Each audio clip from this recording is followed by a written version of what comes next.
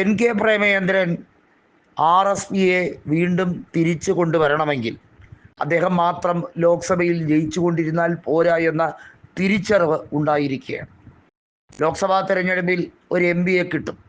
എന്നാൽ നിയമസഭയിൽ കഴിഞ്ഞ 2 തവണയായി RSPക്ക് ഒരു സീറ്റ് പോലും ഇല്ല. അത് വല്ലാതെ RSPയെ പിടിച്ചു കുലുക്കുന്ന സംഭവമാണ്. വളരെ വൈകാതെ തന്നെ RSP ഇത്തരത്തിൽ പോവുകയാണെങ്കിൽ നിലംപൊത്തും എന്ന് മനസ്സിലാക്കി തന്നെ കളത്തിലിറങ്ങി കളിക്കാൻ ഒരുങ്ങുകയാണ്. ഇത്തവണത്തെ നിയമസഭാ തെരഞ്ഞെടുപ്പിൽ NK പ്രേമചന്ദ്രൻ ചവറയിൽ മത്സരിക്കാൻ ഒരുങ്ങുകയാണ്.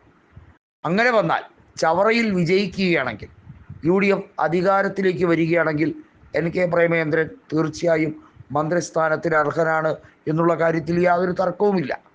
എന്നാൽ പാർലമെന്റേറിയൻ എന്ന രീതിയിൽ, മികച്ച പാർലമെന്റേറിയൻ എന്ന രീതിയിൽ അദ്ദേഹം നടത്തുന്ന പ്രവർത്തനങ്ങൾ അത് മാതൃകാപരമാണ്.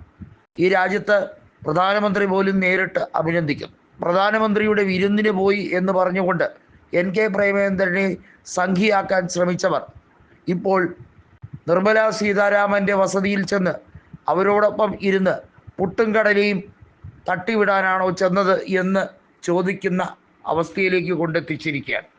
കേരളത്തിൻ്റെ ആവശ്യങ്ങൾ നേടിയെടുക്കാൻ പിണറായിയും സംഘവും ഡൽഹിയിൽ പോയത് നിർമ്മല സീതാരാമനെ കാണുകയും രാവിലെ ബ്രേക്ക്ഫാസ്റ്റ് കഴിക്കാനും വേണ്ടിയാണോ എന്ന് NK പ്രേമചന്ദ്രൻ ആശാ സമരപ്പന്തലിൽ ശക്തമായി പൊളിച്ചടുക്കിക്കൊണ്ട് ചോദിക്കുമ്പോൾ പരനാറി പ്രയോഗം ഉൾപ്പെടെ നടത്തിയ പിണറായി വിജയന് വല്ല കൂസലുമുണ്ടോ?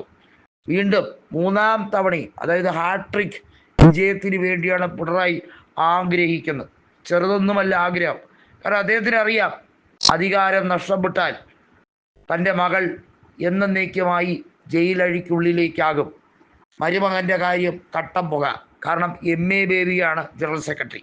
മുഹമ്മദ് റിയാസിനെ പോളിറ്റ് ബ്യൂറോ അംഗമാക്കി അദ്ദേഹത്തിനെ പാർട്ടി മൊത്തമായി കൈകാര്യം ചെയ്യാൻ ഏൽപ്പിക്കാൻ വേണ്ടിയുള്ള നടപടിക്രമങ്ങൾ എടുക്കാമെന്നൊക്കെ ആയിരുന്നു പിണറായിയുടെ വിചാരം.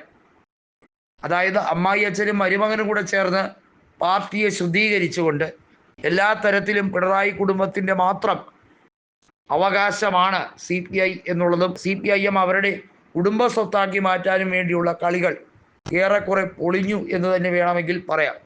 പ്രേമചന്ദ്രൻ കൃത്യമായി പറയുന്നു, 2006-11 മന്ത്രിസഭയിൽ PS മന്ത്രിസഭയിൽ MA ബേബി തൻ്റെ ക്യാബിനറ്റ് കൊളിയുകയായിരുന്നു, തൻ്റെ ക്യാബിനറ്റ് സഹപ്രവർത്തകൻ. അത്തരത്തിലുള്ള MA ബേബിയും താനും തമ്മിലുള്ള 2014 ലോക്സഭാ തിരഞ്ഞെടുപ്പിലാണ് പിണറായി വിജയൻ പരനാറി പ്രയോഗം നടത്തിയത്.